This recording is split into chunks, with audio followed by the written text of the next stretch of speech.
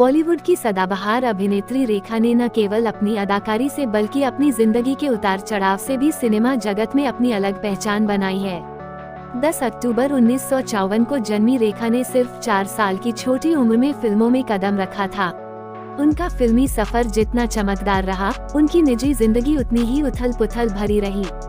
मात्र 14 साल की उम्र में बतौर लीड एक्ट्रेस फिल्मी दुनिया में कदम रखने वाली रेखा का नाम कई बड़े सितारों के साथ जुड़ा, जिनमें किरण कुमार, विनोद मेहरा, जितेंद्र और अक्षय कुमार जैसे नाम शामिल हैं। लेकिन सबसे चर्चित और विवादित रिश्ता रहा उनका और अमिताभ बच्चन का। अमिताभ रेखा की अधूरी प्रेम कहानी।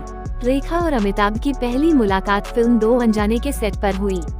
इस फिल्म की शूटिंग के दौरान ही रेखा को अमिताभ से प्यार हो गया था।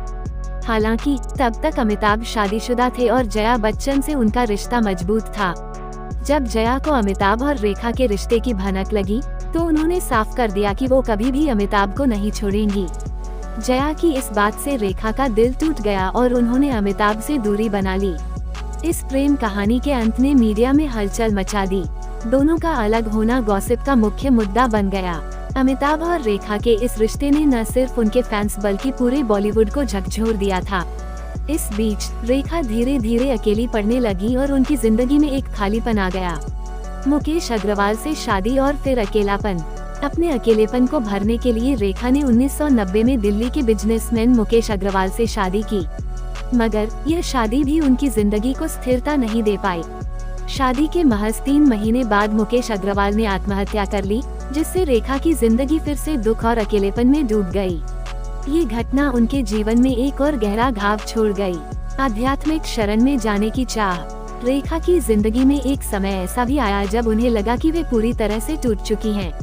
इस दौरान अमिताभ का नाम परवीन बाबी के साथ जुड़ने लगा, जिससे रेखा और ज्यादा बिखर गयीं।